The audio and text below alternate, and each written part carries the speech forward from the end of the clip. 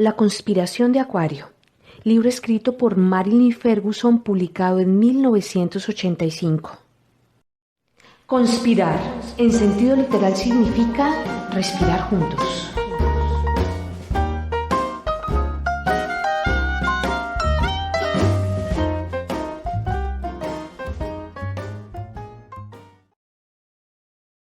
ℏ. La transición. Gentes en cambio. No hay más que una historia importante, la historia de lo que en otro tiempo creíamos y de lo que ahora creemos. Kay Boyle. Toto, tengo la sensación de que ya no estamos en Kansas. Dorothy. La diferencia que existe entre una transformación accidental y una transformación sistemática es semejante a la que existe entre un rayo y una lámpara. Ambos pueden iluminar, pero el uno es incierto y peligroso, mientras que la otra es relativamente segura, controlable y disponible. Los desencadenantes intencionales de experiencias transformativas son innumerables, pero todos tienen una cualidad en común: el enfocar la conciencia sobre la conciencia, un cambio crítico de por sí. Por debajo de su aparente diversidad, la mayoría de esos mecanismos desencadenantes implican concentrarse en algo demasiado extraño, complejo, difuso o monótono, como para que pueda hacerse con la mitad analítica, intelectual, del cerebro, por ejemplo, en la respiración, en un movimiento físico repetitivo, en una música, en el agua, en una llama, en un sonido desprovisto de significado, en una pared vacía, en un koan o en una paradoja. El cerebro intelectual no puede dominar el campo de la conciencia más que cuando se centra sobre algo definido y limitado. Las señales del otro lado de la mente pueden hacerse oír si se le consigue capturar por medio de una concentración difusa y monótona. Entre los desencadenantes de este tipo de experiencias, citados por los individuos que respondieron al cuestionario de la conspiración de Acuario, se encuentran los siguientes: aislamiento sensorial y sobrecarga sensorial, porque toda profunda alteración del input sensorial se traduce en un cambio de conciencia. Biofeedback, uso de máquinas que proporcionan información visual o auditiva de procesos corporales como son la actividad eléctrica cerebral, la actividad muscular, la temperatura cutánea, porque para aprender a controlar estos procesos se requiere un estado no habitual de relajación y de atención. Entrenamiento autógeno, método nacido en Europa hace más de 50 años, fundado en autosugestiones de relajación, de respiración por sí mismo, etc., dirigidas al cuerpo. Música, a veces combinada con imaginación o meditación, a causa de la sensibilidad del cerebro a la tonalidad y al ritmo, y por qué. La música implica al hemisferio derecho.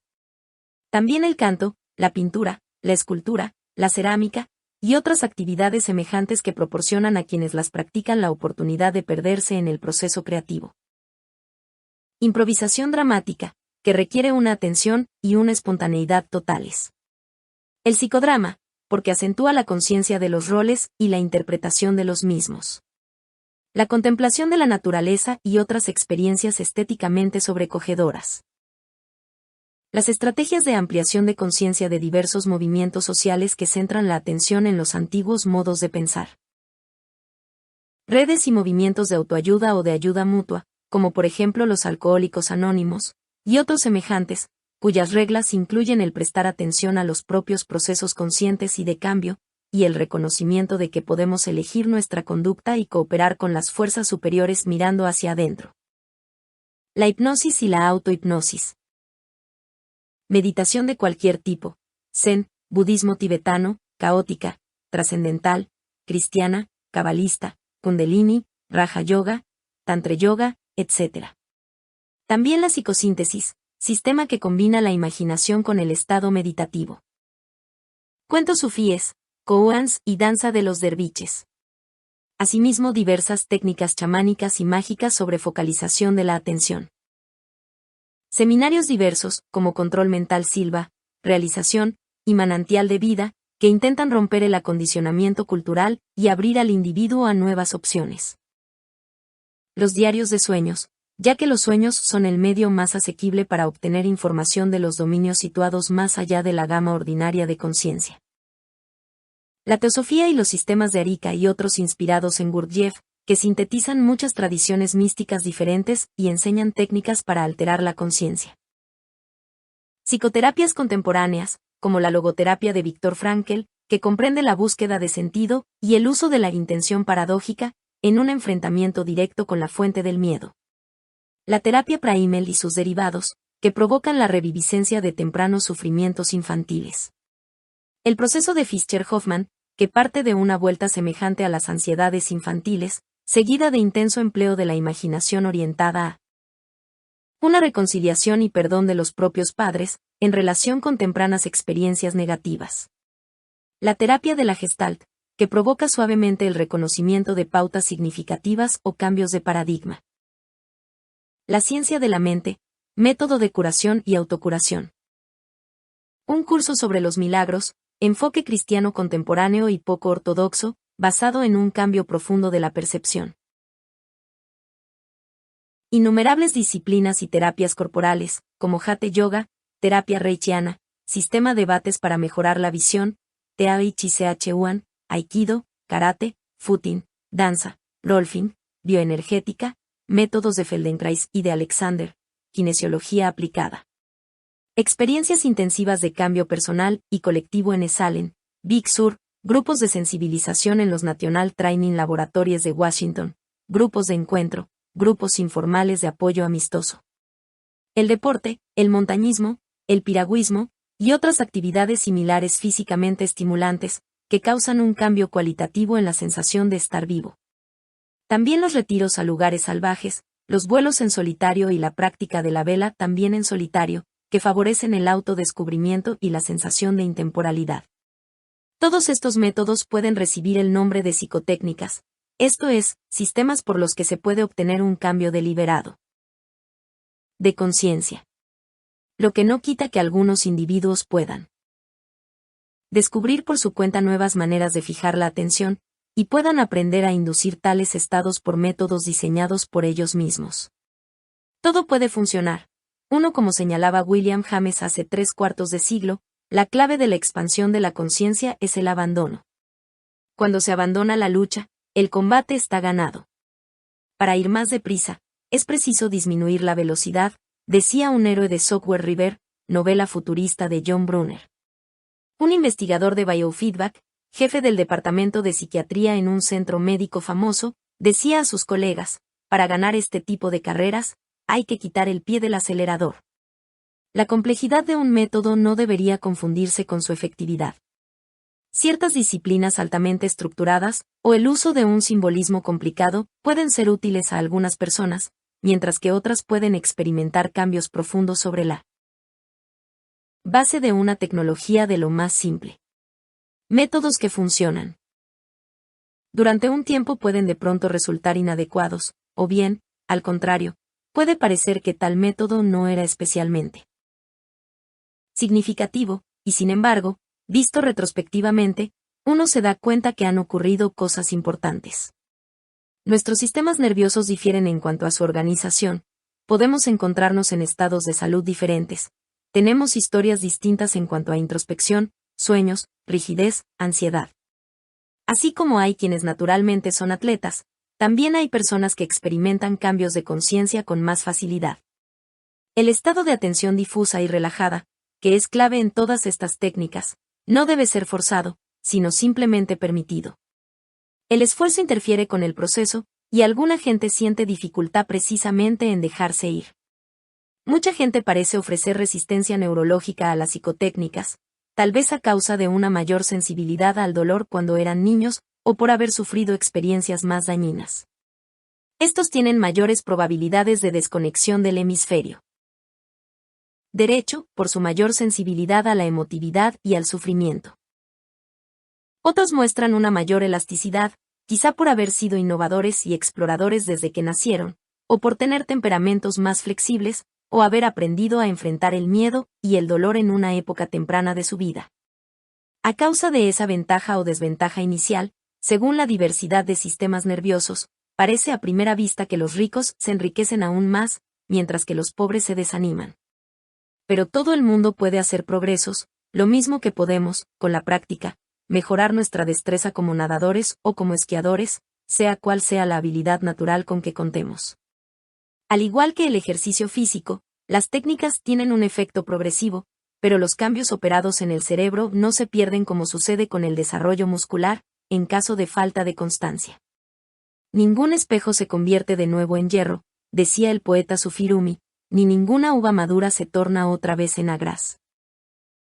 Las etapas de la transformación. Ningún sistema puede garantizar el paso del estado humano ordinario de fragmentación a un estado de claridad mental que persista las 24 horas del día. La transformación es un viaje que no tiene destino final. Pero en ese viaje hay etapas, que sorprendentemente pueden señalarse en el mapa con facilidad, sobre la base de los miles de relatos que nos han llegado de tiempos pasados o a la proliferación de informaciones que nos llegan de buscadores contemporáneos. Todo viaje individual atraviesa trampas, grutas, arenas movedizas, y cruces peligrosos, que son exclusivamente propios, pero también hay desiertos, picos, y ciertos extraños montículos que son observados por prácticamente todos los que perseveran en el recorrido. Así pues, aun reconociendo que el mapa no es el territorio mismo de la transformación, describiremos el proceso distinguiendo en él 4 etapas principales. La primera etapa es preliminar y casi fortuita, un medio de acceso. En la mayor parte de los casos, el medio de acceso solo puede identificarse mirando retrospectivamente. La entrada puede desencadenarla cualquier cosa que conmueva la vieja concepción respecto del mundo, las antiguas escalas de valores. Algunas veces tiene su origen en un gesto mínimo, hecho por aburrimiento, por curiosidad o por desesperación, un libro de bolsillo, un mantra recibido en un cursillo, un curso de perfeccionamiento en la universidad. Para un buen número, el detonante ha sido una experiencia mística o psíquica espontánea, tan difícil de explicar como de negar. O la intensa sensación de una realidad alternativa, propiciada por una droga psicodélica.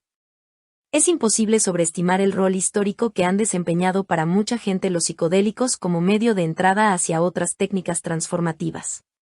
Para decenas de miles de zurdos cerebrales, ingenieros, químicos, psicólogos y estudiantes de medicina, incapaces hasta entonces de comprender a sus hermanos diestros, más espontáneos e imaginativos, las drogas fueron, sobre todo en los años 60, un visado para Xanadu.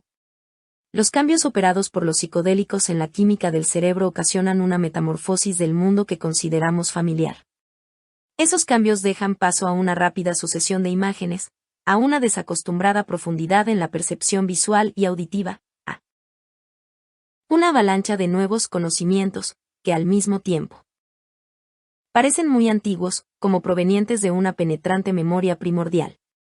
A diferencia de los estados mentales producidos por el sueño o la bebida, la conciencia psicodélica no es confusa, antes con frecuencia es más intensa que la conciencia ordinaria de vigilia. Solamente a través de ese estado profundamente alterado se han hecho algunos plenamente conscientes del papel de la conciencia como creadora de la realidad cotidiana.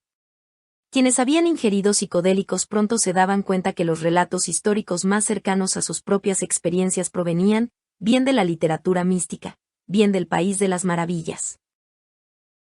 De la física teórica, visiones complementarias de el todo y la nada, lo más real de las dimensiones, que no puede ser medida en términos de metros ni minutos. Como señalaba un cronista de los años 60, el LSD proporcionó una experiencia religiosa a toda una generación. Pero el satori químico es efímero, y sus efectos son demasiado avasalladores para poder integrarlos en la vida cotidiana. Las psicotécnicas que funcionan sin drogas ofrecen un movimiento continuo y controlado en dirección a esa misma espaciosa realidad. Los anales de la conspiración de Acuario están llenos de relatos de tránsitos del LSD al Zen, del LSD a la India, del psilocibo a la psicosíntesis. Fueran cuales fuesen los esplendores escondidos en los hongos o en los terrones de azúcar impregnados, no eran más que un atisbo, atracciones para abrir boca pero no el número fundamental.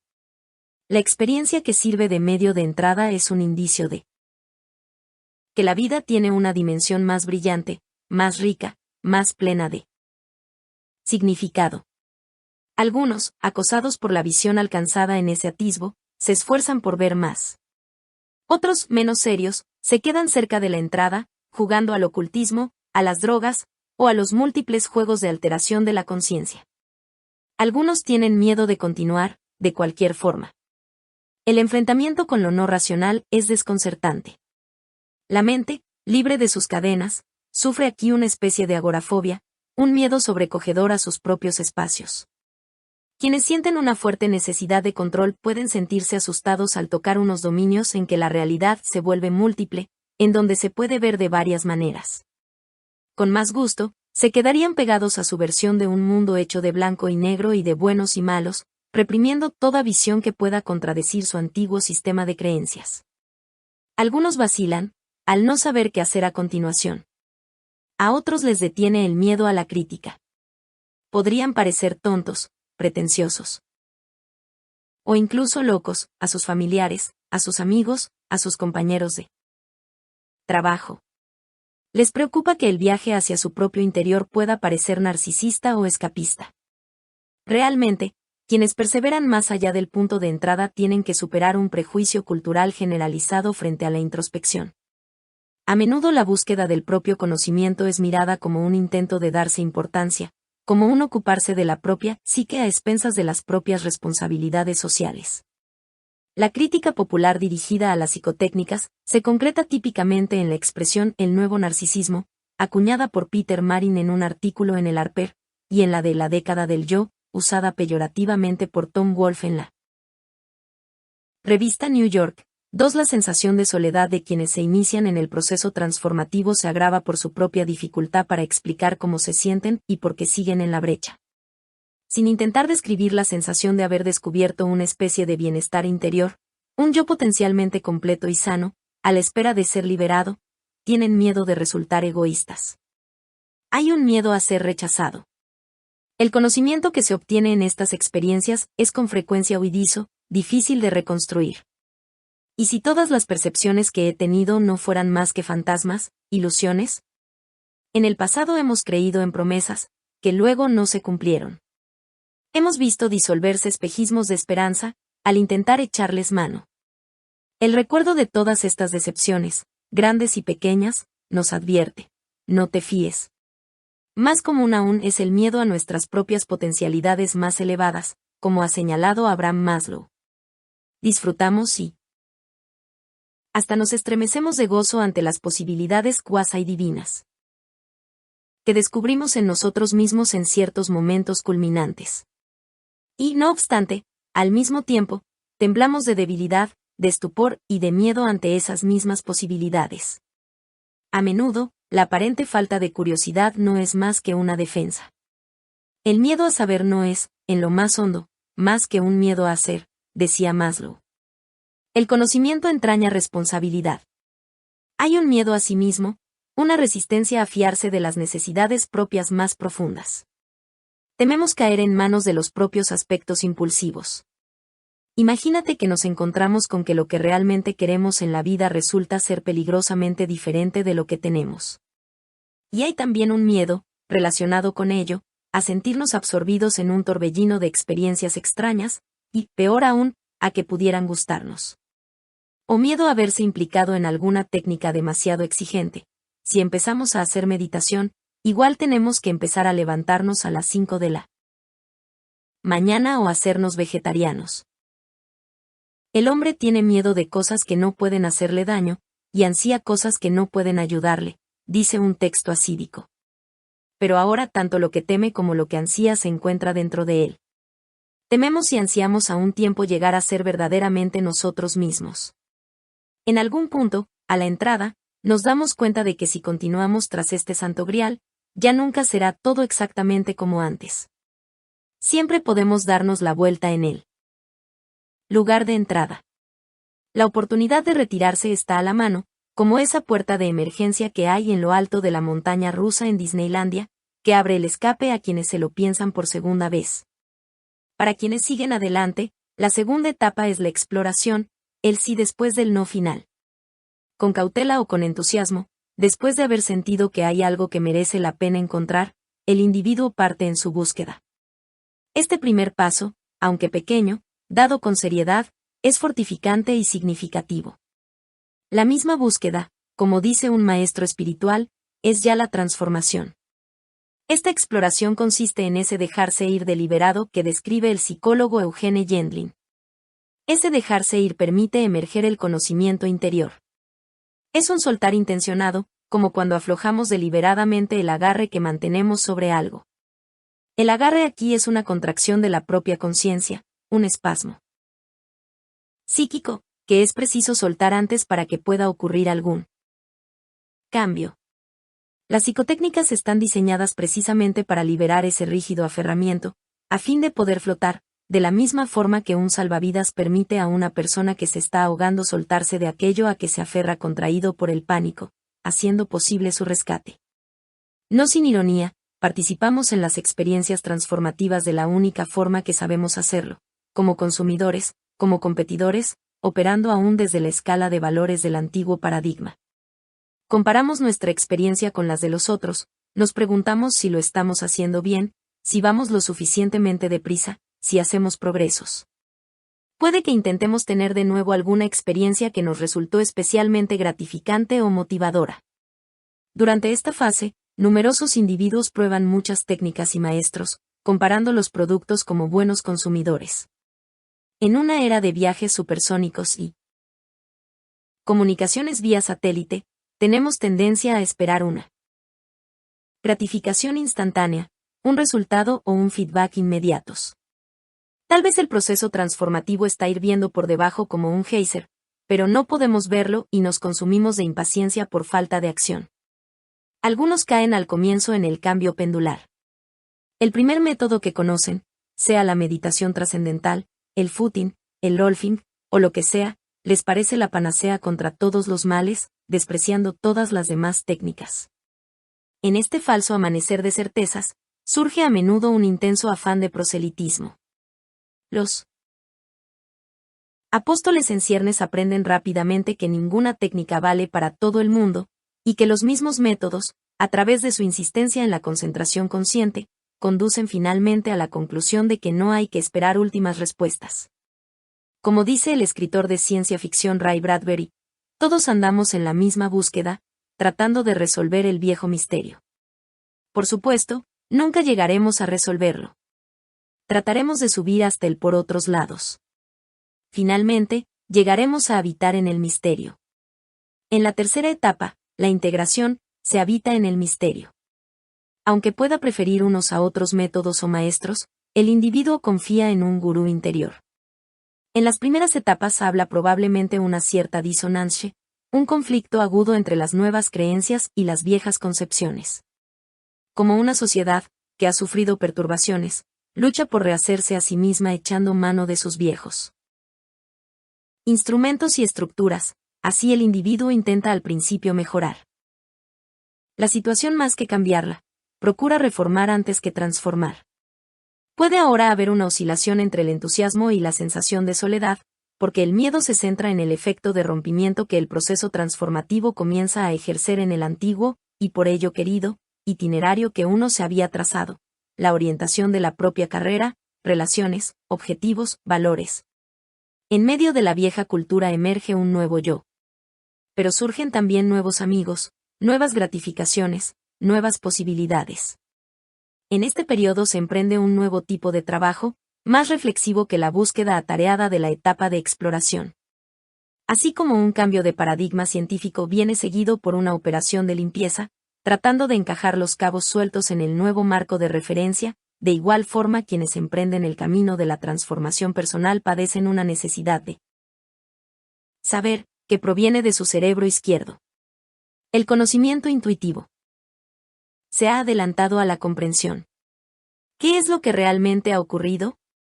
El individuo experimenta, depura y somete a prueba sus ideas, las agita, les saca punta, deja que se expandan.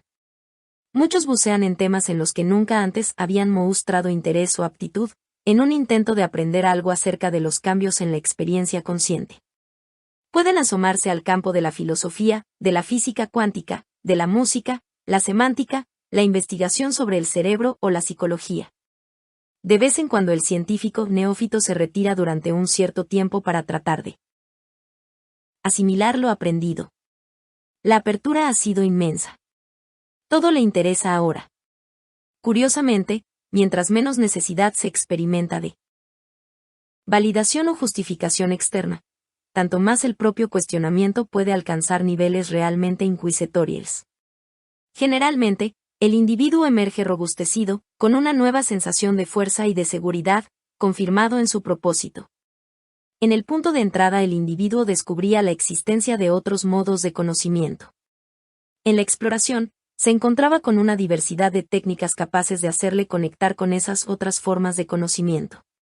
En la integración, después de haber comprobado que muchos de sus antiguos hábitos, ambiciones y estrategias no resultaban adecuados a sus nuevas convicciones, aprendía que existen otras formas de existir.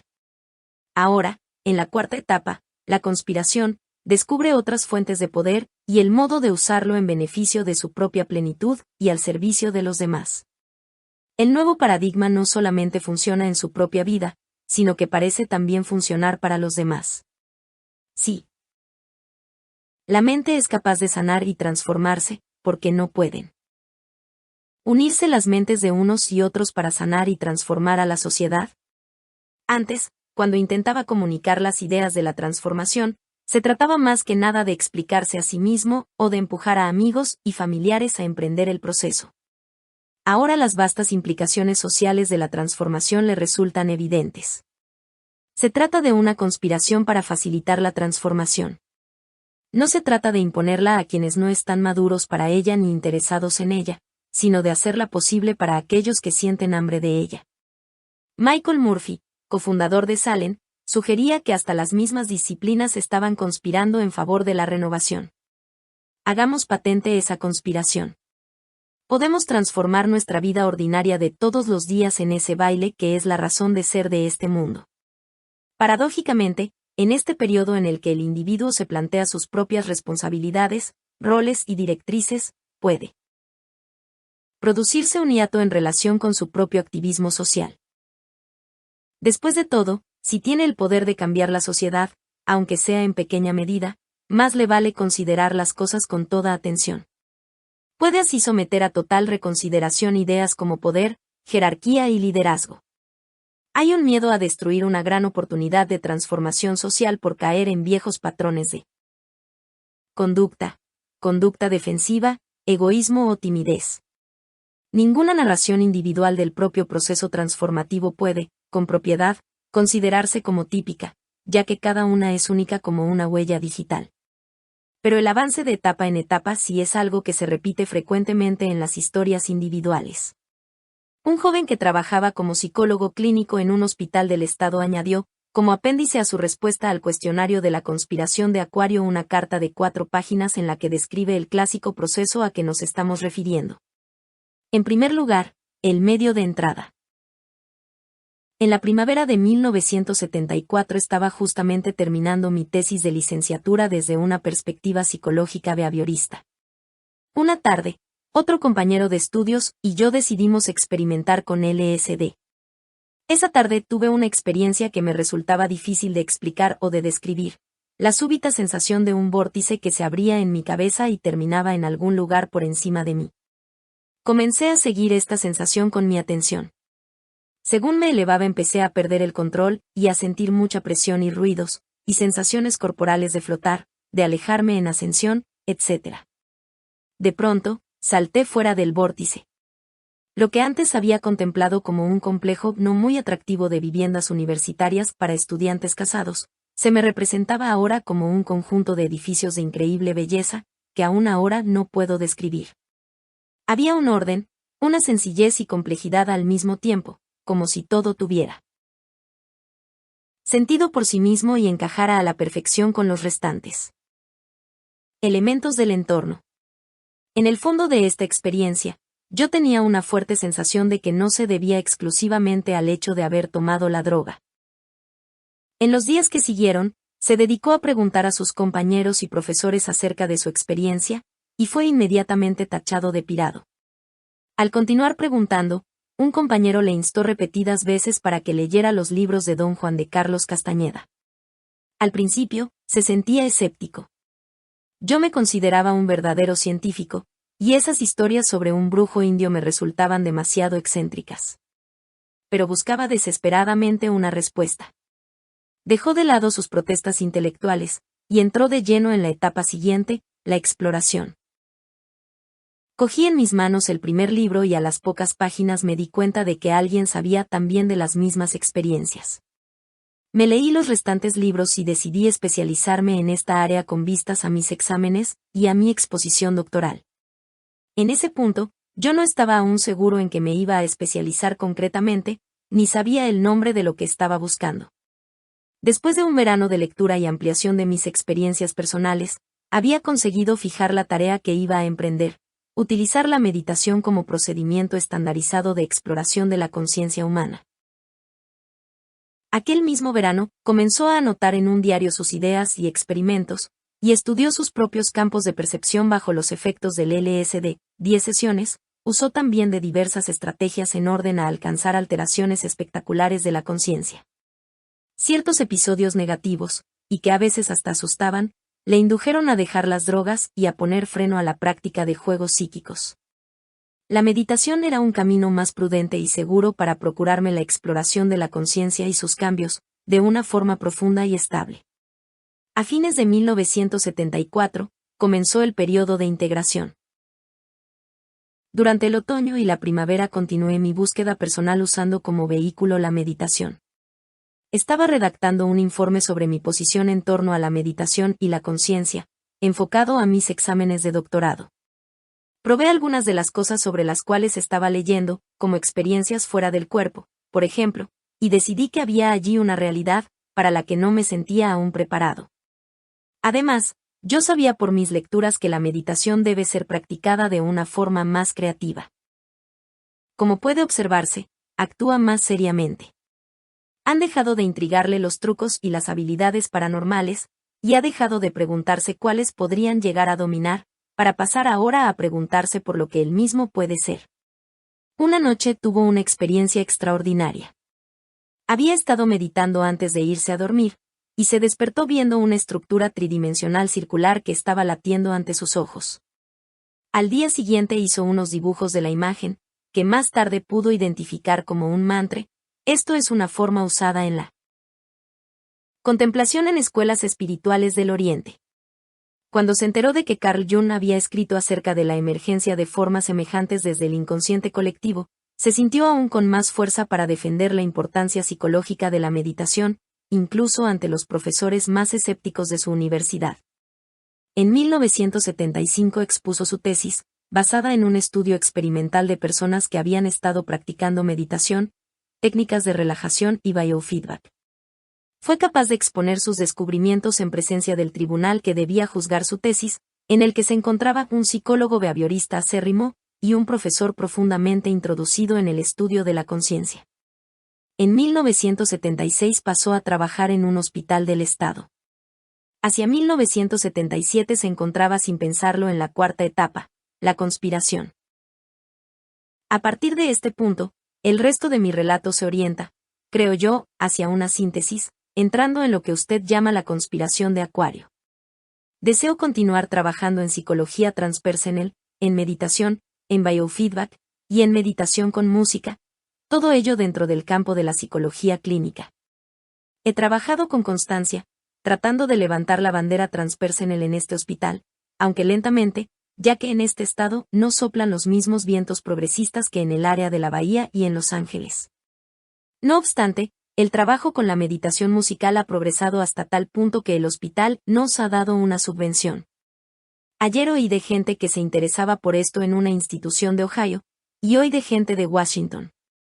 Estoy encantado con el rumbo por donde me ha ido llevando mi meditación, e intento no olvidarme de apresurarme despacio en este camino. Poco a poco estamos infiltrándonos en el bloque granítico del tratamiento clínico que se hace por aquí. Estamos empleando el tratamiento experimental en la unidad de tratamientos intensivos, y hemos podido comprobar que funciona incluso con esquizofrénicos severamente enfermos. Más tarde juntó sus esfuerzos con los de un psiquiatra perteneciente al staff del hospital, era de Oklahoma, y había asistido durante un tiempo a un centro de meditación zen en California, y con un psicólogo interno. Los tres habían estado trabajando durante más de un año en la necesidad de reformar el hospital, que estaba sobresaturado. Frustrados ante la continua resistencia de la administración, acudieron a presentar sus ideas a un máximo dirigente estatal, responsable de las instituciones. El personaje, después de escucharles hasta el fin, les miró con toda franqueza. Tal vez puedan sacarlo adelante. Y a continuación les sorprendió con esta cita, tomada de Carlos Castañeda. Tal vez sea este su centímetro cúbico de suerte. 3. El plan de reorganización del hospital fue aceptado, prácticamente intacto, y el empleo de las psicotécnicas fue recomendado oficialmente como parte integrante del tratamiento clínico. Todo ello provocó un jaleo interno, a consecuencia de la cual fueron cesados o cambiados de destino varios de los supervisores, mientras que al psicólogo le fue ofrecido el puesto de administrador de una de las unidades. Finalmente se negó a aceptarlo. Me di cuenta de que realmente yo no quería el dinero ni el estatus que ello representaba, que lo que yo quiero en realidad es trabajar con los pacientes. Hoy en día trabaja en su propia clínica privada, y es consultor en una prisión del Estado. También pertenece a un consejo oficial, encargado de evaluar los servicios que se ocupan de la salud mental. Es interesante observarme a mí mismo en este cambio reciente en mi vida, desde que realmente me lancé al vado. Es curioso observar cómo voy asumiendo riesgos, sin saber a dónde me pueden conducir. La antigua sensación negativa de un posible fracaso siempre está ahí a la vuelta de la esquina, pero mi creciente sensación de centramiento acaba siempre por borrar del mapa estos fantasmas molestos surgidos de las sombras. Estaré atento a mi próximo centímetro cúbico. Este tránsito de la experimentación fortuita al interés serio, al compromiso y a la conspiración, no es ni típico ni raro. Los descubrimientos.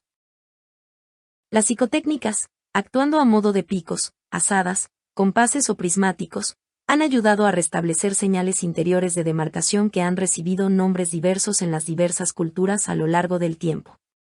Para comprender mejor el proceso transformativo, vamos a contemplar los paisajes descubiertos a la luz de esas señales. Los descubrimientos, como veremos, son mutuamente dependientes y se refuerzan entre sí, sin que puedan aislarse claramente unos de otros. Tampoco son necesariamente secuenciales, algunos ocurren simultáneamente. También se profundizan y se modifican, ninguno de ellos se puede considerar acabado de una vez por todas. Históricamente, la transformación ha sido descrita como un despertar, como una nueva cualidad de la atención. Y de la misma forma que nos admiramos de haber tomado como real el mundo de nuestros sueños una vez que hemos salido de él, así quienes han experimentado un ensanchamiento de su conciencia se sorprenden de haber creído estar despiertos cuando no hacían más que andar como sonámbulos. Toda persona se siente temerosa hasta que despierta su humanidad, decía Blake. Si limpiásemos las puertas de la percepción, veríamos el mundo tal como es, esto es, infinito. Y el Corán advierte, los hombres están dormidos. Tienen que morir antes de despertar. El estado de ensanchamiento de la conciencia recuerda a muchas sensaciones tenidas en la infancia, cuando sus sentidos estaban claros y abiertos y el mundo parecía cristalino. Realmente, los individuos que mantienen una continua lucidez en su edad adulta son escasos. Investigaciones realizadas sobre el sueño han demostrado que la mayoría de los adultos muestran signos fisiológicos de somnolencia a lo largo de sus horas de vigilia, y sienten que ese estado es perfectamente normal. En su famosa oda sobre los indicios de inmortalidad, William Wordsworth describe esa progresiva cerrazón de los sentidos, el esplendor y el sueño se marchitan, la casa-prisión se cierra en sí misma tras la infancia, y se viene encima la costumbre, pesada como el hielo. La prisión es nuestra atención fragmentada, controladora, irritada, siempre planeando o recordando pero no siendo. Ante la necesidad de bregar con los problemas cotidianos, sacrificamos la conciencia del milagro de la conciencia. Como decía el apóstol Pablo, vemos a través de un espejo, oscuramente, no cara a cara. Una y otra vez resurge la metáfora del despertar aplicada a la nueva vida. Estábamos muertos dentro del vientre, no habíamos nacido. Uno de los conspiradores de Acuario, un acaudalado agente inmobiliario, informaba en su respuesta al cuestionario. Fue en mi primer viaje a Esalen, hace unos cuantos años. Acababa de hacer una sesión de Rolfing, y había salido a dar un paseo. de pronto me sentí sobrecogido por la belleza de cuanto veía. Esta experiencia vívida y trascendente abría, desgarrándola, la limitación de mi visión. Nunca había creído que la exaltación emocional fuera posible. Pero en esta experiencia en solitario, de media hora de duración, me sentí unido a todo, sentí la conexión, el amor universal. Este rato grandioso destruyó de forma definitiva mi antigua visión de la realidad. Y se preguntaba, como muchos otros, si me ha sucedido esto una vez, ¿por qué no va a sucederme más veces? Se descubre así una nueva comprensión de sí mismo, algo que tiene muy poco que ver con el ego, con el egoísmo. Hay múltiples dimensiones en uno mismo, la sensación de estar recién integrado como individuo, la sensación de estar ligado con los otros como si fueran uno mismo, y la fusión con un sí mismo aún más universal y primario. Al nivel individual, descubrimos un sí mismo al que no le gusta competir. Es curioso como un niño, y disfruta poniendo a prueba sus fuerzas cambiantes. Es además ferozmente autónomo. No persigue ganancia alguna, sino conocerse mejor a sí mismo, sabiendo que nunca llegará a alcanzar el fondo de sus propias posibilidades. Como decía un exalcohólico, la única persona que necesito ser es yo mismo. ¿Puedo hacer esto bien? Realmente, nunca podré fracasar si me limito a ser yo y dejar que tú seas tú. La redefinición de sí mismo desplaza toda competición. El gozo de esta búsqueda no está en el triunfo sobre los otros, decía Theodor Herzog, sino en el cultivo de las cualidades que compartimos con ellos y de la propia unicidad, lo cual nos eleva por encima de toda competición. El conocimiento de sí mismo es una ciencia. Cada uno de nosotros es un laboratorio, nuestro único laboratorio, nuestra más cercana visión de la naturaleza en sí misma. Si las cosas van mal en el mundo, algo va mal dentro de mí, decía Jung. Por tanto, si soy sensible, primero trataré de ponerme bien yo mismo. El sí mismo liberado por el proceso transformativo reúne en sí aspectos que habían sido relegados. Algunas veces esto lo experimenta la mujer como capacidad de actuar, el principio masculino, y el hombre como la aparición de sentimientos maternales, el principio femenino. La literatura budista describe pintorescamente esta reunión como sahaja, nacidos juntos. A medida que la naturaleza innata se reafirma, la turbulencia emocional disminuye. La espontaneidad, la libertad, el equilibrio y la armonía parecen aumentar. Es como hacerse real, decía alguien al responder el cuestionario. Sufríamos una división en todos los niveles, incapaces de poner paz en medio de pensamientos y sentimientos contradictorios. Poco antes de su suicidio, el poeta John Berryman expresaba el deseo universal, unificar mi alma múltiple. Cuando respetamos y aceptamos nuestras identidades fragmentadas, entonces hay reunión y renacimiento. Si hay un renacimiento, ¿qué es lo que muere? Tal vez el actor. Y las ilusiones, de que uno es una víctima, de que tiene razón, que es independiente, o que es capaz de obtener todas las respuestas. La ilusionectomía puede ser una operación dolorosa, pero es rica en recompensas. Conocerás la verdad, dice un personaje de la obra de Brunner Jacques River, y la verdad te hará ser tú. Un conspirador de Acuario hablaba de la experiencia de una potenciación interna, una mayor competencia que parece provenir de una mayor apertura emocional, de ser capaz de echar mano de todos los aspectos de uno mismo. Cuando decimos que alguien es fuerte, parecemos estar hablando de alguien que no necesita ir pidiendo excusas. No tiene nada que ver con su posición, tampoco. Todo el mundo puede ser fuerte en este sentido. La directora de una revista de Boston declaraba que su experiencia transformativa más viva había sido aprender a ver sin las gafas que había estado usando durante 18 años. Usando el método de reducción del estrés mental diseñado por William Bates, había tenido un flash de claridad visual. Cuando tuve el primer flash, una fuerza poderosa parecía decirme en mi interior: ahora que nos has dejado ver un poco, insistimos en querer llegar a ver perfectamente. Me di cuenta de que todos somos completos y perfectos desde este mismo momento, y que si no experimentamos esa integridad, es porque la hemos tapado. Se requiere menos energía para sentirse libre y dejarse ir que para mantenerse bloqueado por el estrés, y hay algo dentro de nosotros que ansía experimentar y expresar esa sensación de fluir con libertad. Aprendemos a base de soltarnos y dejarnos ir, no a base de añadirnos cosa alguna. Esa perfección, esa integridad, no se refiere a ningún logro superior, ni tiene nada que ver con la rectitud moral ni con la personalidad. No pertenece al plano de lo que se puede comparar, ni siquiera es algo personal.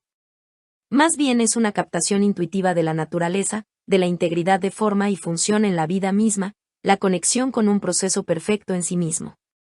Es reconocernos a nosotros mismos, aunque sea brevemente, como hijos de la naturaleza, no como extraños en este mundo. Más allá de la reunificación personal, de la reconexión interna y de la recuperación de porciones perdidas de uno mismo, está la conexión con un sí mismo aún más amplio, con ese invisible continente sobre el que todos construimos nuestro hogar.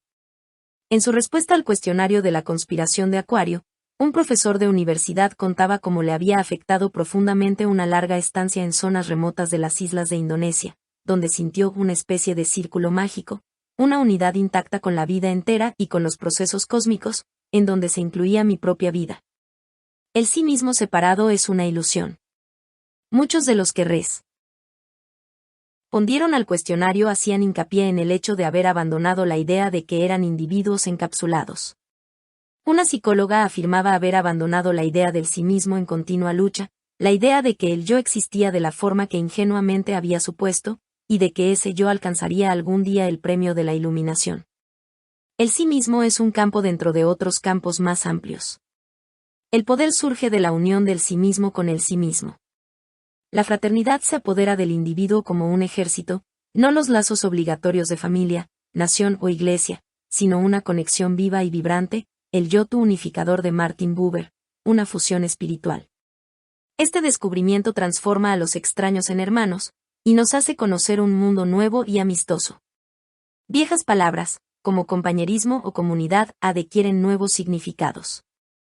La palabra amor puede aparecer en el vocabulario con una frecuencia creciente, pese a su ambigüedad y a sus connotaciones de sentimentalismo, no hay otra palabra que exprese de forma más aproximada la nueva sensación de conexión e interés por los demás. Surge una nueva y diferente conciencia social, que un hombre expresaba en términos de hambre apremiante. No puedo seguirme protegiendo frente a la realidad del hambre que sufre mucha gente, simplemente pretextando que son extranjeros que no tienen nombre ni cara para mí. Ahora sé quiénes son. Son justamente como yo, solo que ellos están pasando hambre. No puedo seguir pretendiendo que ese conjunto de acuerdos políticos que llamamos países, me separe del niño que llora, muerto de hambre, en medio mundo. El grupo es el sí mismo del altruista, ha dicho alguien alguna vez. Cuando se aviva la empatía, la sensación de participar en el conjunto de la vida, y se siente más tristeza y más alegría junto a la inquietante conciencia de la multiplicidad y la complejidad de las causas, resulta bastante difícil creerse mejor que los demás y estar dispuesto a juzgar a los otros. Más allá incluso del sí mismo colectivo, de la conciencia de la propia vinculación con los otros, está el sí mismo trascendente, universal. El paso de lo que Edward Carpenter llamaba el pequeño yo local al sí mismo que penetra el universo entero, ha sido también descrito por Teilhard como su primer viaje al abismo. Me di cuenta de que estaba perdiendo contacto conmigo mismo. A cada paso que descendía, se iba descubriendo en mi interior una nueva persona, de cuyo nombre no podía ya estar seguro, y que había dejado de obedecerme. Y cuando hube de detenerme en mi exploración, al desaparecer el camino bajo mis pies, me encontré con un abismo sin fondo ante mí, del que brotaba, sin yo saber de dónde, la corriente que me atrevo a llamar mi vida. La cuarta dimensión no es otro lugar, es este lugar, y es inmanente a nosotros, es un proceso. La importancia del proceso es otro descubrimiento. Los objetivos y los puntos finales importan menos. Urge más aprender que almacenar información. Es mejor cuidar de algo que guardar algo. Los medios son los fines. El destino es el viaje. Comenzaremos a darnos cuenta de qué formas hemos pospuesto la vida, sin prestar nunca atención al momento. Cuando la vida se convierte en proceso, desaparecen las viejas distinciones entre ganar y perder, entre éxito y fracaso. Cualquier cosa, incluso un resultado negativo, puede enseñarnos algo, impulsándonos a proseguir la búsqueda. Estamos experimentando, explorando. En el paradigma ampliado no existen enemigos, solo cierta gente útil, aunque irritante, cuya oposición atrae la atención hacia determinados puntos de conflicto, a modo de espejo que agrandase las figuras. Viejos adagios, que en otro tiempo eran solamente poesía, parecen ahora profundamente verdaderos. Como Santa Catalina de Siena, todo el camino que conduce al cielo es cielo. Cervantes, el camino es mejor que la posada. García Lorca, nunca llegaré a Córdoba. C.P. Cavafy, Ítaca te ha proporcionado un hermoso viaje, y Kazantzakis, Ítaca es el viaje mismo. Cuando disfrutas del camino, la vida resulta más fluida, menos segmentada, el tiempo se vuelve más circular y sutil. A medida que el proceso gana en importancia, los antiguos valores comienzan a modificarse, como líneas onduladas frente a un espejo de papel de plata. Los enfoques cambian, lo que era grande puede parecer pequeño, distante, y lo que era trivial puede sobresalir como Gibraltar. Y descubrimos que todo es proceso. El mundo sólido es un proceso, una danza de partículas subatómicas. Una personalidad es un conjunto de procesos. El miedo es un proceso. Un hábito es un proceso. Un tumor es un proceso. Todos estos fenómenos aparentemente fijos se recrean a cada momento, y pueden ser cambiados, reordenados y transformados de mil maneras. La conexión cuerpo-mente es un descubrimiento relacionado con el proceso. No solamente el cuerpo es un reflejo de todos los conflictos de la mente, pasados y presentes, sino que la reorganización del uno lleva aparejada la del otro. Técnicas psicoterapéuticas como la terapia reichiana, la bioenergética y el Lolfing operan la transformación a través de una reestructuración y realineamiento del cuerpo. Cualquier intervención en el bucle dinámico que forma el cuerpo-mente afecta al conjunto. Un joven adepto de un método de trabajo corporal llamado neurokinestesia, describía así su propia transformación. Estoy asombrado de cómo ha cambiado y cómo sigue cambiando mi vida. Hay numerosos cambios físicos, y estoy aprendiendo a detectar claves corporales provenientes de diferentes sistemas, incluso de los que se supone que son autónomos. Al mismo tiempo me siento mejorar en mi relación con la gente. A principios de los años 70 yo y mis amigos nos sentíamos descontentos con el mundo. Nuestras soluciones eran intelectualizaciones radicales y retóricas, estudios provenientes básicamente de la propia frustración. Sabíamos que el mundo tenía que cambiar, pero nuestras respuestas no eran satisfactorias, porque no estábamos abordando el sufrimiento humano en el nivel adecuado. No podemos hacernos cargo de una situación, si no somos capaces de controlar el entorno, esto es, nuestros propios cuerpos. Físico, mental y espiritual. Ahí está el verdadero sufrimiento. No necesitamos estar en tensión. Podemos estar en armonía con el entorno, mirando el mundo con una perspectiva clara. A medida que nuestros cuerpos aprenden a fluir, tanto más libremente podemos relacionarnos con otros seres, con otra gente, con las situaciones. Una mayor conciencia implica ante todo una conciencia mayor del cuerpo. Según nos vamos sensibilizando a los efectos que producen en el cuerpo, momento a momento y día a día, las emociones estresantes de todo tipo, aprendemos también a manejar el estrés de forma más directa. Descubrimos nuestra capacidad para controlar el estrés, incluso cuando tiende a aumentar, respondiendo en su presencia de un modo diferente. El cuerpo puede ser también un medio de transformación. Poniendo a prueba los propios límites en la práctica del deporte, la danza o ejercicios diversos, descubrimos que el propio ser físico es un sistema bioeléctrico fluido y plástico, y no una cosa. Al igual que la mente, alberga potenciales asombrosos. Uno de los descubrimientos más dulces es el de la libertad, la entrada en ese lugar que las Upanishads sitúan más allá de penas y peligros. En el seno de la propia biología, se encuentra la llave de la prisión que supone el miedo al miedo, la ilusión de estar aislado. El saber que proviene del cerebro completo nos muestra la tiranía de la cultura y de la costumbre. Restablece nuestra autonomía, integrando nuestro dolor y nuestra ansiedad.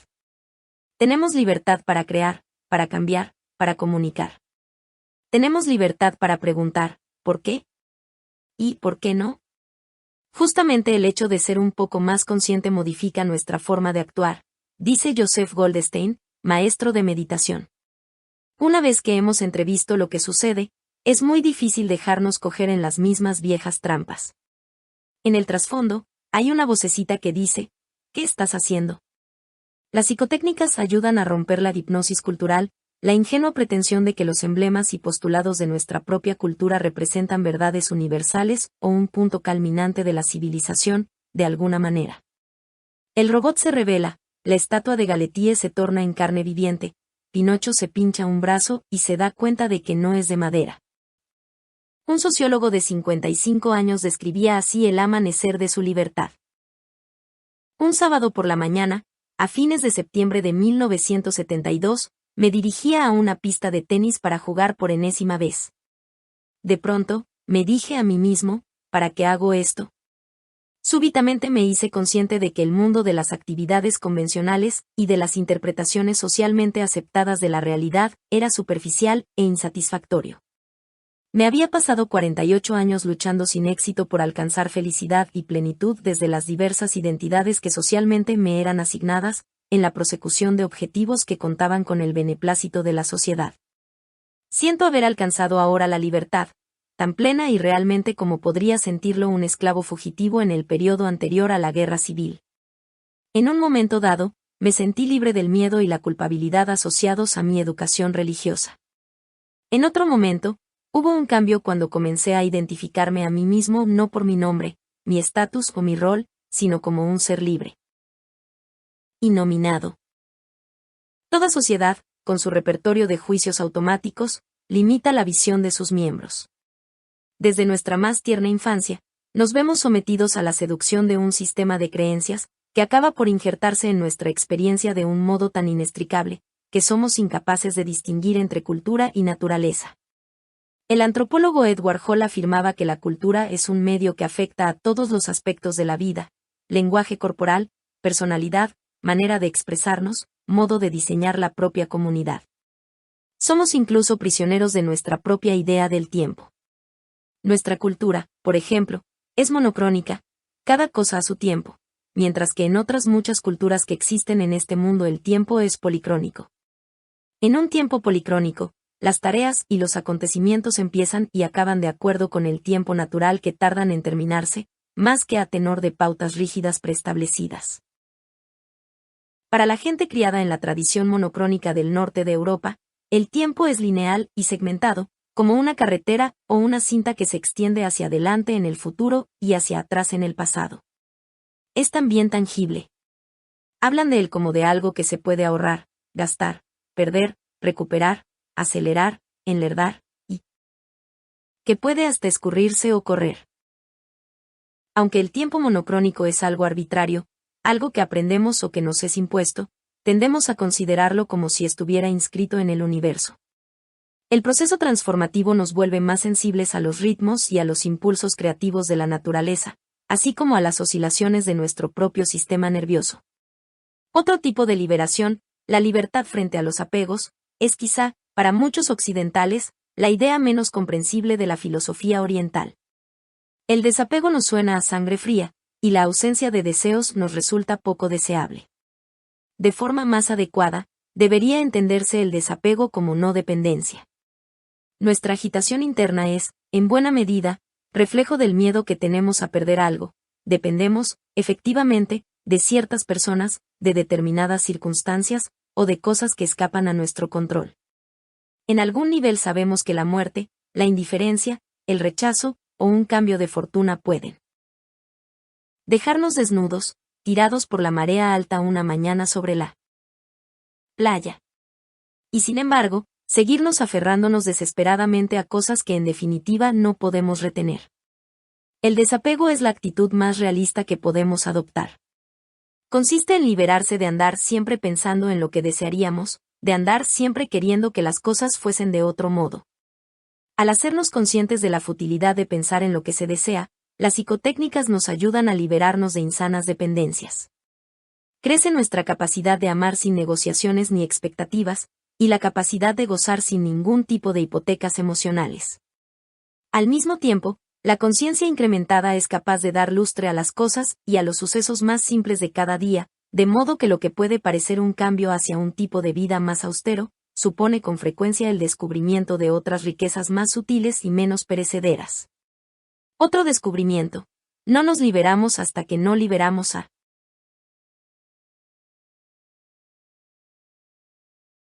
los demás. Mientras tenemos necesidad de controlar a otros, por buenos que puedan ser nuestros motivos, estamos prisioneros de esa necesidad. Al darles libertad, nos liberamos nosotros mismos. Y ellos quedan libres para crecer a su manera.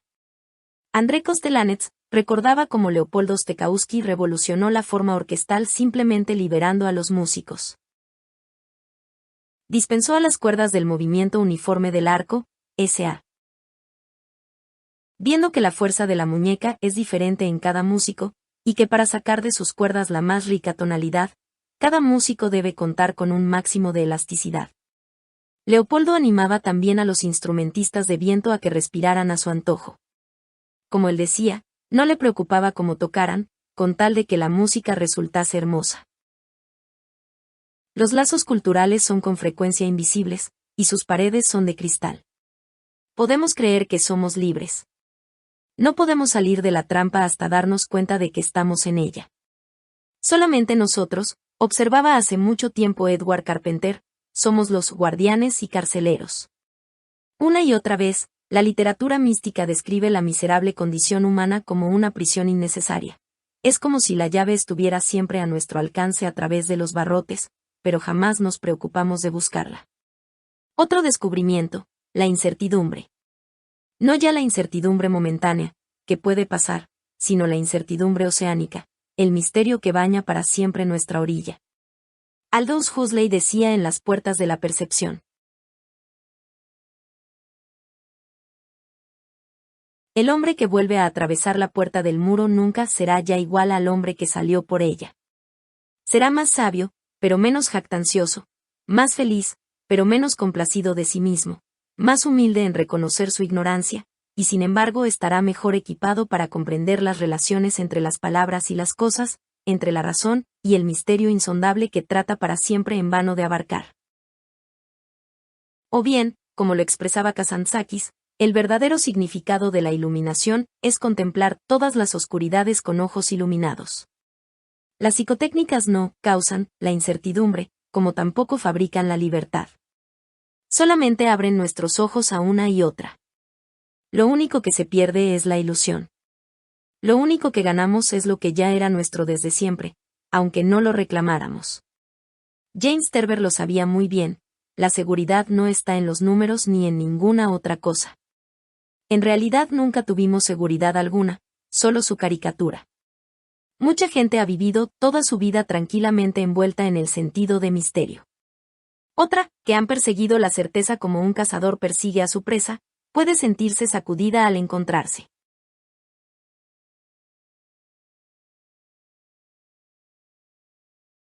con la misma razón convertida en boomerang.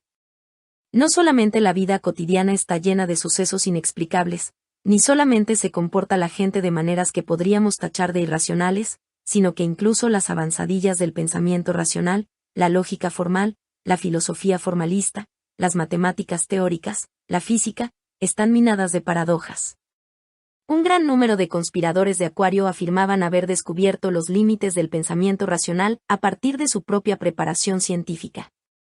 He aquí algunas respuestas típicas a la pregunta: ¿qué ideas principales se vio usted obligado a abandonar? La prueba científica como único medio de comprensión. Que el racionalismo lo era todo. La fe en lo puramente racional. Que la lógica era todo lo que había realmente. La perspectiva lineal. La visión mecanicista de la ciencia, en la que fui siempre formado. La realidad material. La causalidad. Comprendí que la ciencia había limitado su forma de conocerla. Naturaleza. Tras muchos años de búsqueda intelectual de la realidad, con el hemisferio izquierdo, una experiencia con LSD me enseñó que había otras realidades alternativas. Efectivamente, todos ellos habían abandonado la certeza. En su obra Zen and the Art of Motorcycle Maintenance, el Zen y el arte de cuidar motocicletas, Robert Pirsig describía el riesgo de presionar la razón hasta el límite, donde ésta se repliega sobre sí misma. En las regiones elevadas de la mente, observaba, es preciso adaptarse a los aires más finos de la incertidumbre y a la enorme magnitud de las cuestiones planteadas. Cuanto más significativa sea la pregunta, tanto menos probable es encontrarle una respuesta inequívoca. El reconocimiento de la propia incertidumbre nos anima a experimentar, y son las experiencias las que nos transforman. Somos libres de conocer la respuesta, tenemos libertad para cambiar de posición, e incluso para no adoptar.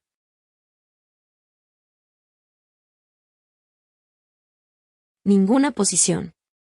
De esa forma, aprendemos a reformular nuestros problemas. Seguir haciéndonos una y otra vez la misma pregunta sin encontrar respuesta, es como seguir buscando lo que hemos perdido en los sitios donde ya hemos mirado. La respuesta, como los objetos perdidos, se encuentra en alguna otra parte. Una vez que nos descubrimos capaces de poner en cuestión los presupuestos escondidos tras nuestras viejas preguntas, podemos fomentar nuestros propios cambios de paradigma. Aquí, como en muchos otros sitios, los descubrimientos están entrelazados. El reconocimiento del proceso permite soportar la incertidumbre. La sensación de libertad requiere incertidumbre, porque necesitamos tener libertad para cambiar, modificar, o asimilar la nueva información, según vamos avanzando. La incertidumbre es el compañero inseparable de todo explorador.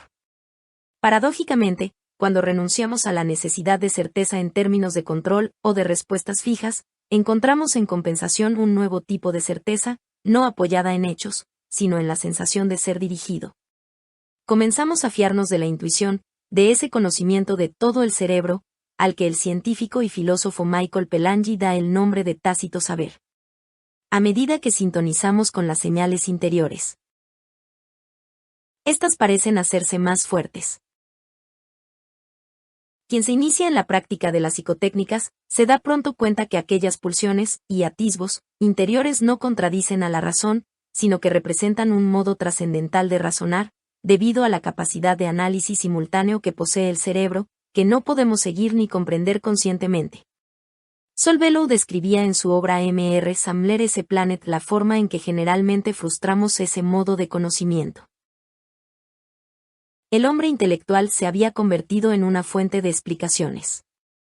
Los padres explicaban a sus hijos, las mujeres a sus maridos, los conferenciantes a los oyentes, la historia, las estructuras, los porqués. La mayor parte de las veces, por un oído les entraba y por otro les salía. El espíritu quería lo que quería. Tenía su propio modo de conocimiento natural. Y se sentía desgraciado, sentado sobre la superestructura de la explicación, como un pobre pájaro, sin saber hacia dónde volar.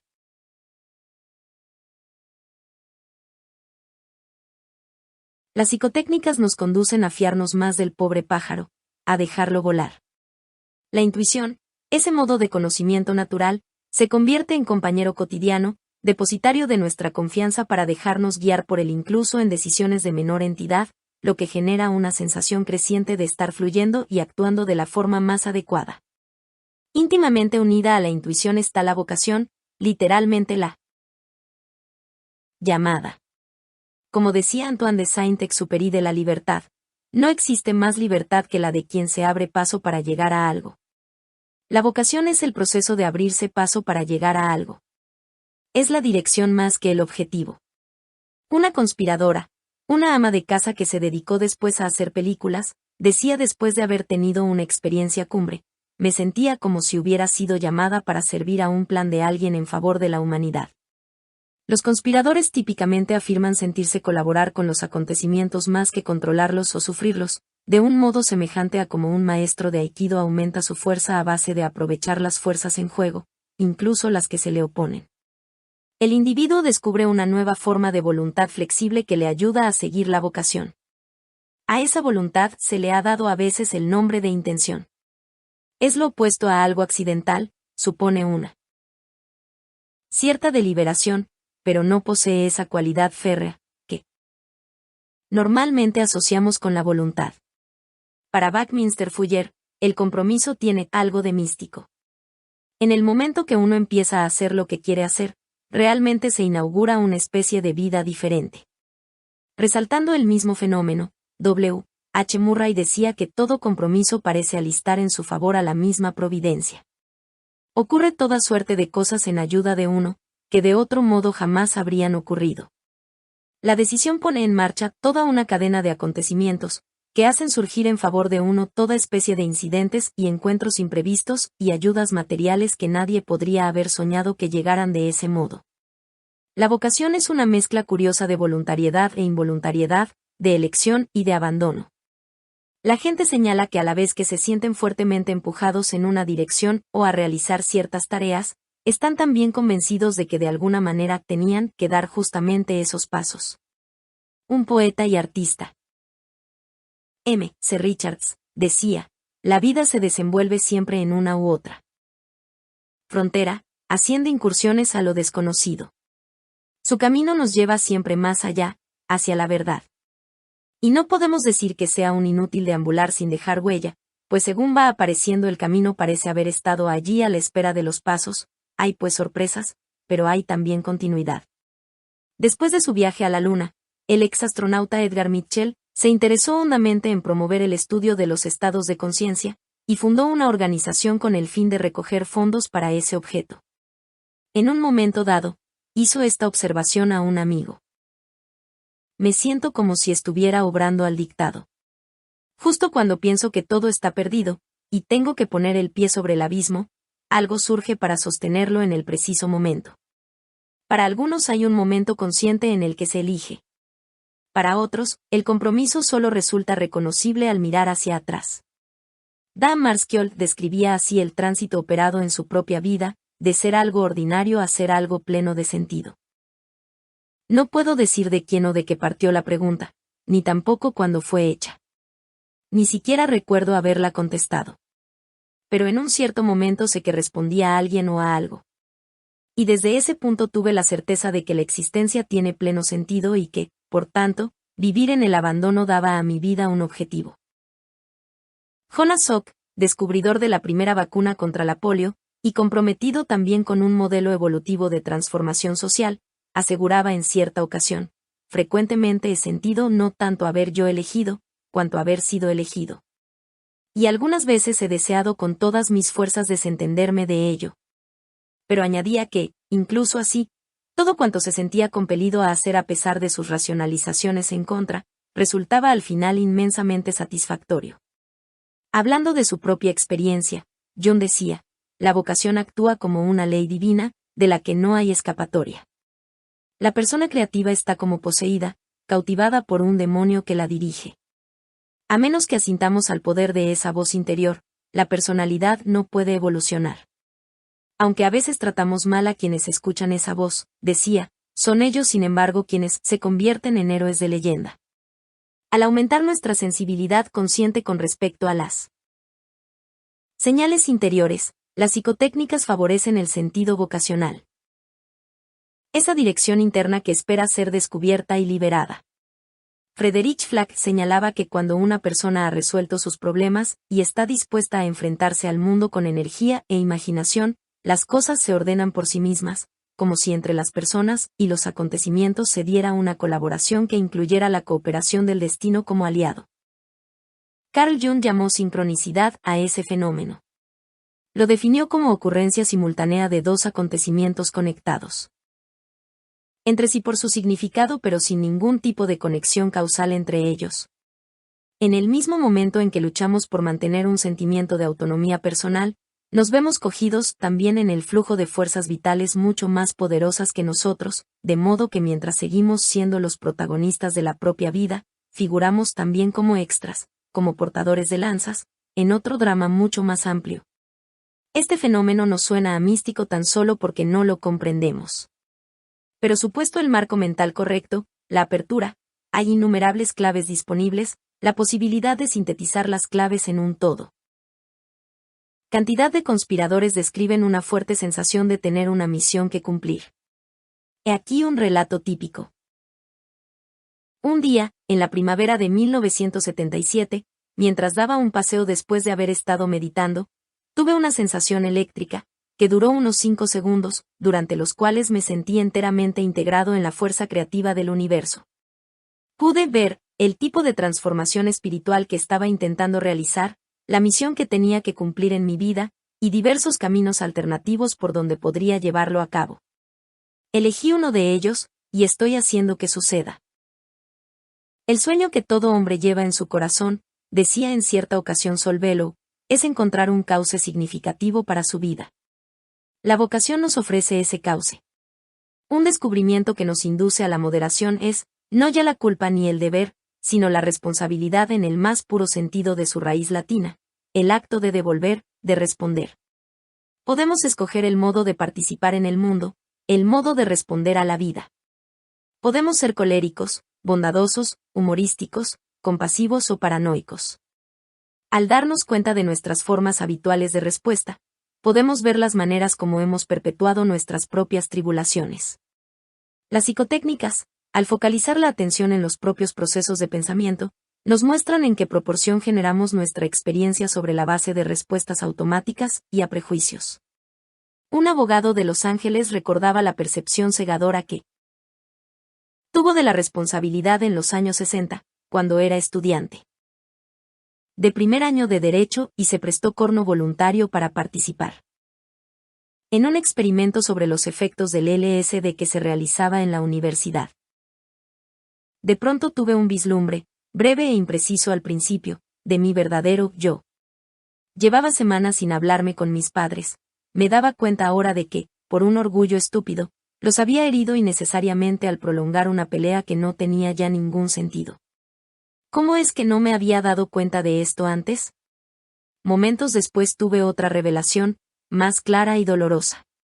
Pude ver toda la riqueza de posibilidades que había malgastado, al romper con una joven por razones que en aquel momento me parecieron buenas. Ahora me daba cuenta de todos los celos que sentía, mi posesividad, mi suspicacia, Dios mío. Fui yo quien mató nuestro amor, no ella. Sentado allí en el restaurante, me veía a mí mismo bajo una luz distinta, más objetiva. Nadie me estaba engañando ni manipulando. La única fuente de problemas era yo, solo yo, siempre había sido yo. Comencé a sollozar sin poderme contener. El peso de años de autodecepción parecía aliviarse.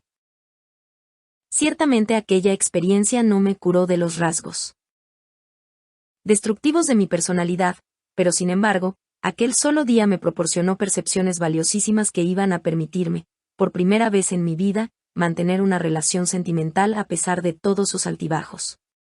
Probablemente no fue una coincidencia el que unas semanas más tarde conociera a la mujer que llegó a ser, y sigue siendo mi esposa. Nunca más volvería a tomar LSD, decía, pero la experiencia le liberó de la esclavitud con respecto a su propia superestructura emocional. Desde entonces me sentí libre para luchar consciente y continuamente contra ella, lucha que aún hoy día continúa. Con frecuencia hablamos despectivamente del sistema, refiriéndonos a una estructura de poder establecida. En realidad, si pensamos que formamos parte de un sistema dinámico, en el que cualquier acción afecta al todo, tenemos poder para cambiarlo. Un recién graduado afirma haber reaccionado ante este pensamiento con una mezcla de sentimientos. Muchas mañanas me despertaba con la sensación de tener el miedo agarrado al plexo solar en forma de una piedra gris y fría. Miedo a si importar en realidad, miedo a que el hecho de tenerlo no sea ya capaz de detenerme. Pero aparte de asustarme, el descubrimiento también me ha despertado. Me habla de mí mismo en unos términos que me muestran que tengo integridad y dignidad. No solo me dicen que puedo aportar algo diferente, sino que lo diferente en el mundo soy yo mismo. Michael Lassman recuerda el descubrimiento colectivo hecho por los organizadores del movimiento en favor de la libre expresión, en el sentido de darse cuenta de que podían realmente cambiar las cosas. Nada era ya lo que antes parecía. Objetos, encuentros, acontecimientos, todo era ahora misterioso. No cabría ignorar la sensación, aunque sé que a mucha gente le daba pánico. Casi nunca lo mencionábamos, ni tampoco lo comprendíamos, pero nos sentíamos como los oyentes y actores de la antigua tragedia griega, haciendo nuestro papel de personajes libres en un argumento inexorable que todos sabíamos de memoria. No hay palabras que puedan describir esa torturante simultaneidad de libre arbitrio y de destino. Bien puede ser que cada vez que actuamos conjuntamente, aunque sea en pequeña medida, tratando de convertir este mundo en algo nuevo y sorprendente, nos deslizarnos hacia una apertura a otro plano de la realidad. ¿Será que el hecho de querer cambiar la realidad social en un empeño colectivo puede quebrar profundamente las estructuras perceptivas individuales? Cada uno de nosotros es, potencialmente, lo diferente en este mundo. Un descubrimiento tardío, y que causa por cierto una angustia considerable, es el de que nadie puede convencer a nadie para que cambie. Todos somos guardianes de nuestra propia puerta del cambio, que solo puede abrirse desde el interior. Nadie puede abrir la puerta de otro, ni basándose en argumentos ni con llamadas a la sensibilidad. Para la persona que se mantiene bien resguardada tras su propia puerta del cambio, el proceso transformativo es amenazador, incluso visto en otros. Las nuevas creencias y percepciones de los otros suponen un desafío a la realidad correcta de la persona inamovible. Algo en él podría tener que morir. Semejante perspectiva resulta aterradora, pues nuestras identidades se apoyan realmente más en nuestras propias creencias que en nuestros propios cuerpos. El ego, esa colección de convicciones e inquietudes, teme su propio deceso. En efecto, toda transformación es una especie de suicidio, supone matar ciertos aspectos del ego para salvar un sí mismo más fundamental. En algún punto temprano de nuestras vidas decidimos hasta qué punto, justamente, deseamos ser conscientes. Establecemos un umbral de conciencia. Escogemos la fuerza mínima que deberá tener una verdad para que nos permitamos admitirla a nuestra conciencia, elegimos hasta qué punto vamos a estar dispuestos a examinar las contradicciones que puedan aparecer en nuestra vida y en nuestras creencias, y hasta qué nivel de profundidad vamos a querer penetrar. Lo que vemos y oímos está sujeto a la censura de nuestro cerebro, podemos filtrar la realidad para acomodarla al nivel de nuestro valor. En cada nueva encrucijada volvemos a elegir en el sentido de una conciencia mayor o menor. Quienes no pueden comunicar sus propios hallazgos liberadores pueden sentirse a veces distanciados de las personas que les rodean más íntimamente. Finalmente, aunque a contrapelo, aceptan la naturaleza inviolable de la opción individual. Si, por la razón que sea, otra persona ha escogido en su vida la estrategia de la negación, con todos los costes que ello acarrea, no podemos revocar su decisión, ni podemos aliviar a otros del malestar crónico que engendra el vivir una realidad censurada. Pero hay un descubrimiento compensador. Poco a poco, quienes emprenden el proceso transformativo descubren la existencia de una vasta red de apoyo mutuo. Es un camino solitario, pero uno no está solo en él, decía uno de los conspiradores. Esa red es algo más que una mera asociación de personas de mentalidad semejante.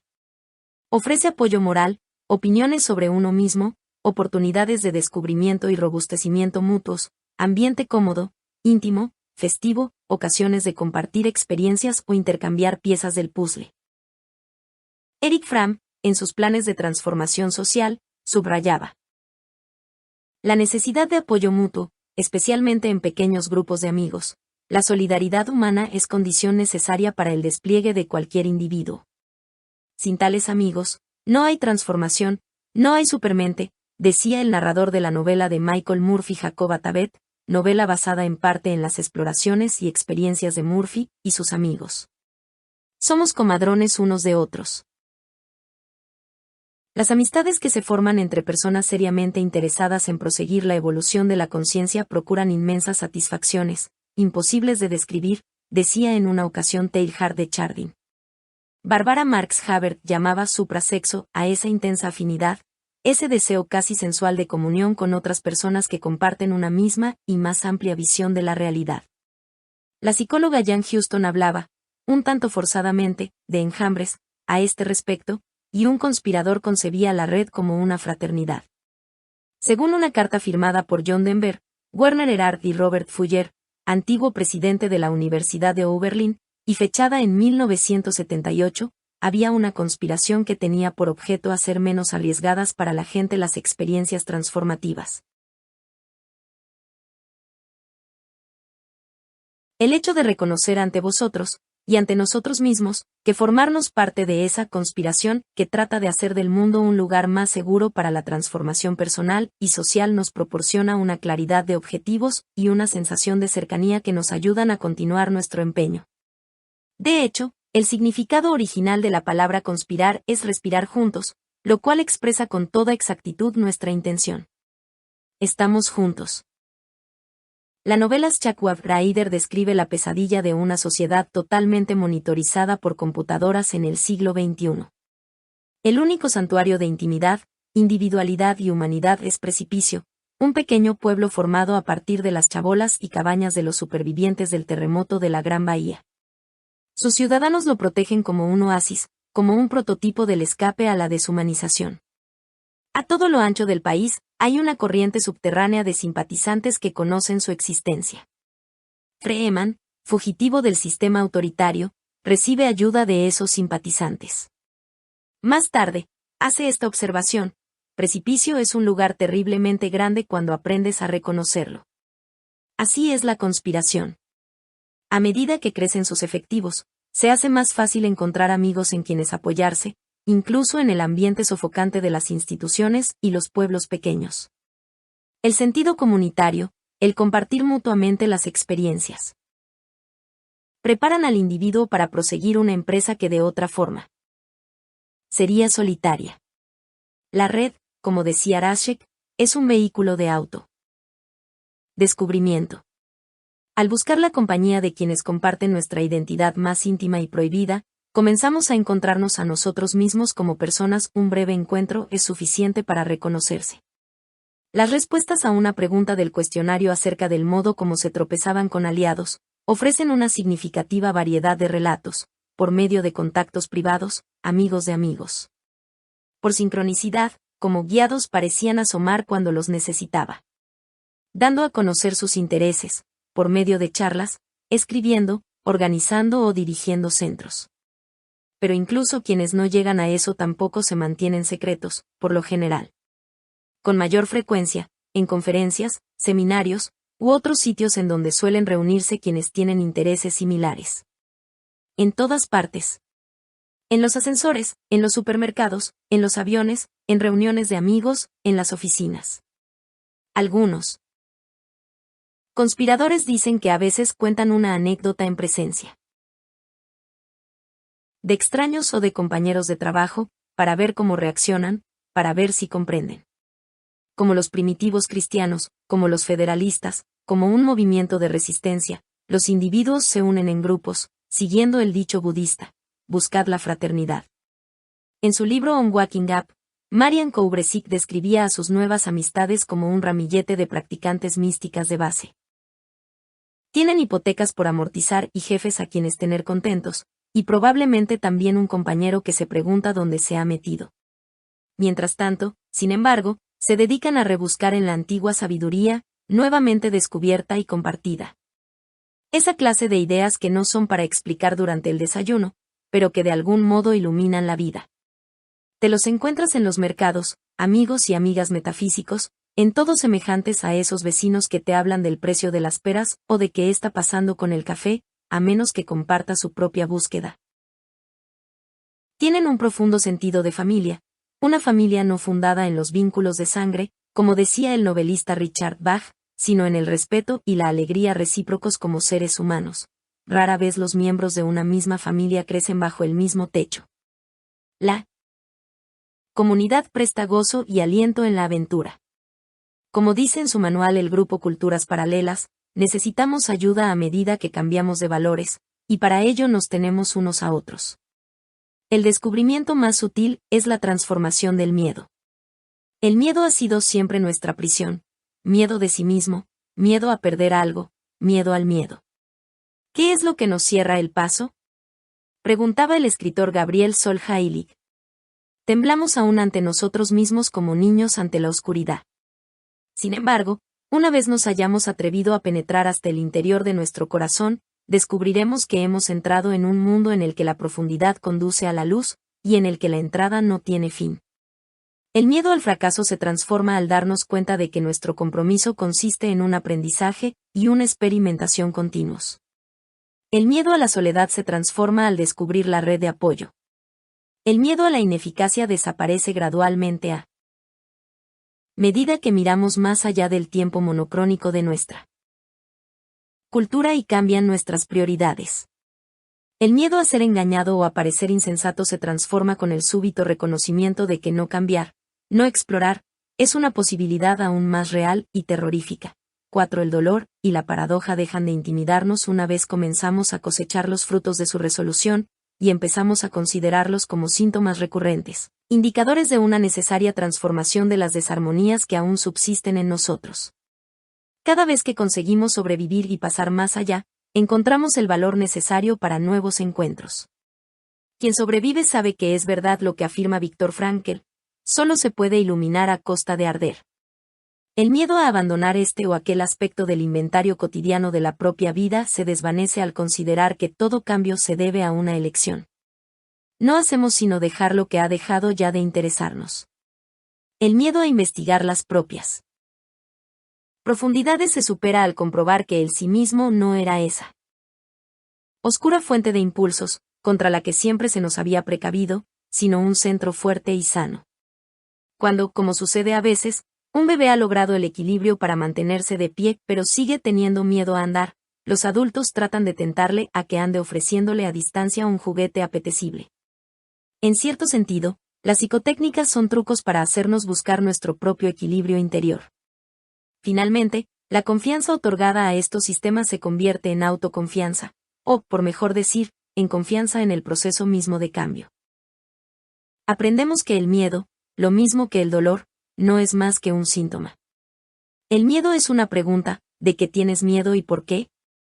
Así como la enfermedad lleva en sí el germen de la salud, pues la enfermedad proporciona información, también nuestros miedos son un tesoro de autoconocimiento, si nos atrevemos a explorarlos.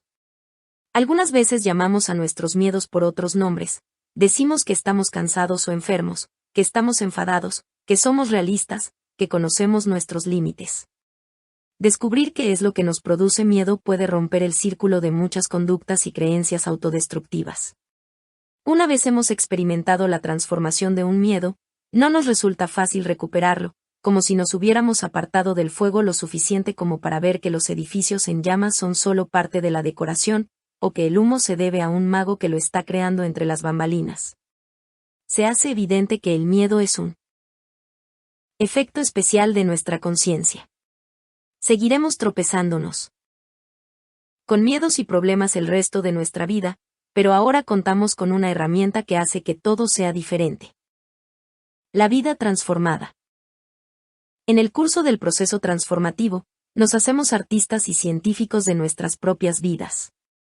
La conciencia ampliada favorece la aparición de los rasgos que caracterizan a la persona creativa: captación global de las cosas, percepción fresca como los niños, sentido lúdico, sensación de fluidez, capacidad de riesgo, habilidad para focalizar la atención de forma relajada, para perderse en el objeto de la contemplación, facultad de manejar muchas ideas complejas al mismo tiempo, disposición a disentir de la opinión de la mayoría, acceso al material preconsciente, percibir lo que hay, más que lo que se espera o se está acondicionado para ver. El yo transformado cuenta con nuevas herramientas, nuevos dones y sensibilidades. Como un artista, sabe espiar la aparición de los rasgos configurantes, sabe extraer significados y guardar su propia, inconfundible originalidad. Toda vida, decía Hesse, tiene encima su propia estrella. Como buen científico, el yo transformado experimenta, especula, inventa y disfruta con lo inesperado. El sí mismo, después de haber trabajado en el campo de las psicotécnicas, se revela como aficionado a la psicología popular. Consciente ahora de sus propios acondicionamientos culturales. Intenta comprender la diversidad con la curiosidad e interés de un antropólogo.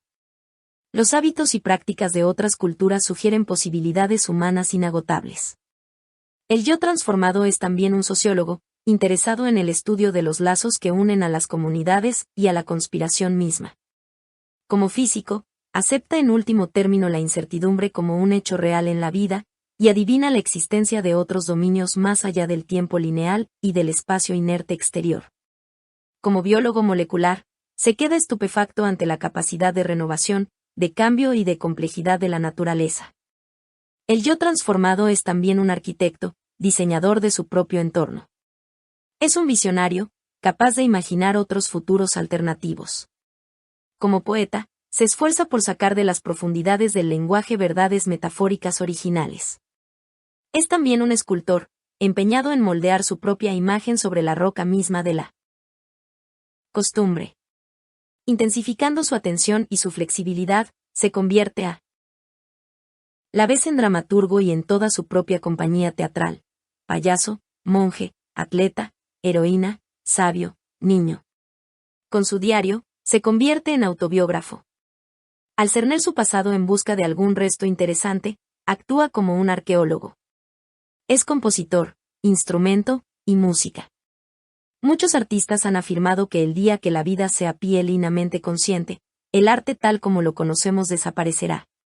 El arte es solo un sustitutivo temporal, un esfuerzo imperfecto por arrancar significado a un entorno en el que casi todo el mundo anda como sonámbulo. El artista siempre encuentra su material al alcance de la mano. Vivimos al borde del milagro, decía Henry Miller. En cuanto a T.S. Eliot, escribía que al final de nuestra exploración llegaremos al punto de partida para conocerlo por primera vez. Para Proust, descubrir no consistía en buscar nuevos paisajes, sino en mirar con ojos nuevos. Whitman preguntaba, ¿partes para alguna búsqueda lejana? Al final, volverás para encontrarte con las cosas que mejor conoces, y encontrarás la felicidad y el conocimiento, no en otro lugar, sino en este lugar, no en otra hora, sino en esta hora. Ya hemos jugado demasiado tiempo a juegos que no nos importaban con reglas en las que no creíamos. Si había algo de arte en nuestras vidas, no era más que brocha gorda. La vida vivida como arte se abre paso por sí misma, hace sus propios amigos y compone su propia música, ve con sus propios ojos. Voy por ahí palpando. ¿A dónde ir? Obediente a mi propia mano iluminada, escribía el poeta Eric Barker. Para el yo transformado, como para el artista, el éxito no es nunca un lugar donde quedarse, sino tan solo un regalo momentáneo. El gozo está en el riesgo, en lo nuevo. Eugene O'Neill despreciaba el simple éxito.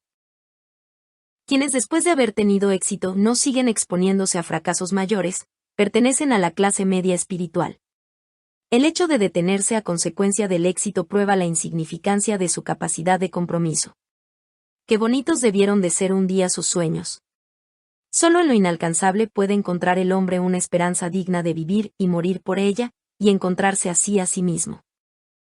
Un ingeniero de diseño advertía: haced las cosas con espíritu de investigador en diseño. Estad dispuestos a aceptar las equivocaciones, volviendo a hacer un nuevo diseño. Así no cabe el fracaso. Si asumimos la visión de la vida de los artistas y científicos, no cabe el fracaso. Toda experiencia tiene unos resultados. De ellos podemos aprender.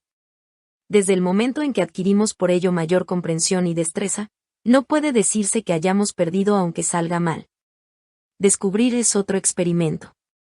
Como científicos populares, nos volvemos sensibles a la naturaleza, a las relaciones, a las hipótesis. Por ejemplo, podemos aprender a distinguir experimentalmente los impulsos temerarios de las intuiciones genuinas, por una especie de biofeedback de amplio espectro aplicado a esa sensación interna de estar actuando correctamente. El cuestionario de los conspiradores de Acuario pedía elegir los 4 instrumentos más importantes para el cambio social a partir de una lista de 15. La respuesta reproducida con mayor frecuencia fue: el ejemplo personal. Hace más de una década que Eric Fromm advertía que ninguna idea radical podría sobrevivir a menos que estuviera encarnada por personas cuyas vidas fueran el mismo mensaje. El yo transformado es el medio. La vida transformada, el mensaje. 1. Muchas de las críticas que se dirigen a las psicotécnicas se basan en la visible contradicción existente entre la conducta de ciertos individuos y su pretensión de haber sufrido un cambio personal. Mucha gente habla de su supuesta nueva conciencia, como si se tratara de una dieta o de la última película que han visto, pero esta fase puede en realidad ser solo algo previo al auténtico cambio.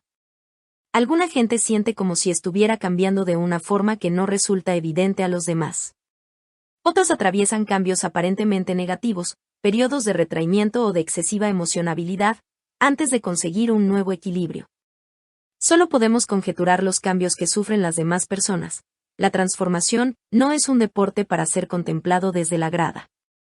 Y podemos incluso equivocarnos sobre lo que a nosotros mismos nos ha sucedido, dándonos cuenta solo retrospectivamente del cambio que hemos sufrido, o podemos creer que hemos cambiado de forma definitiva, solo para percatarnos de que a la menor ocasión hemos vuelto a recaer en pautas y conductas que creíamos superadas. 2. El filósofo William Barclay se extraña de la acusación de irresponsabilidad social y política dirigida al movimiento de conciencia, sobre todo ante el hecho del empleo de las técnicas propias de este por parte de muchos movimientos sociales. No hay nada narcisista, decía, en el hecho de querer trascender aquellas cosas de la vida que llevan a la gente al narcisismo.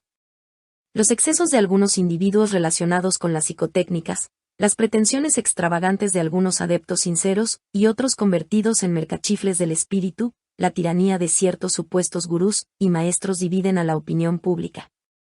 La magnificación de lo sensacionalista, de lo trivial, de lo menos significativo, impide comprender un fenómeno que es extenso y profundamente social. De modo semejante, muchas veces se critica a las psicotécnicas por ciertos incidentes individuales, como individuos que han sufrido crisis psicóticas.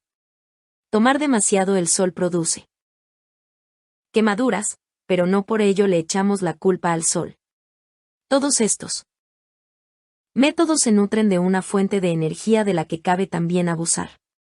La mutua crítica y la autocrítica existente en el propio movimiento de conciencia afronta estos problemas con más rigor e interés que las críticas provenientes del exterior. 3. De viaje a Ixtlán. Todos nosotros, seamos o no guerreros, tenemos un centímetro cúbico de suerte que salta ante nuestros ojos de tiempo en tiempo. La diferencia entre un hombre común y un guerrero es que el guerrero se da cuenta, y una de sus tareas consiste en hallarse alerta, esperando con deliberación, para que cuando salte su centímetro cúbico él tenga la velocidad necesaria, la presteza para cogerlo. 4. La única contraconspiración proviene del miedo y de la inercia. El 44% de los conspiradores de Acuario encuestados consideraron que la mayor amenaza a la implantación de una amplia transformación social era el miedo generalizado al cambio.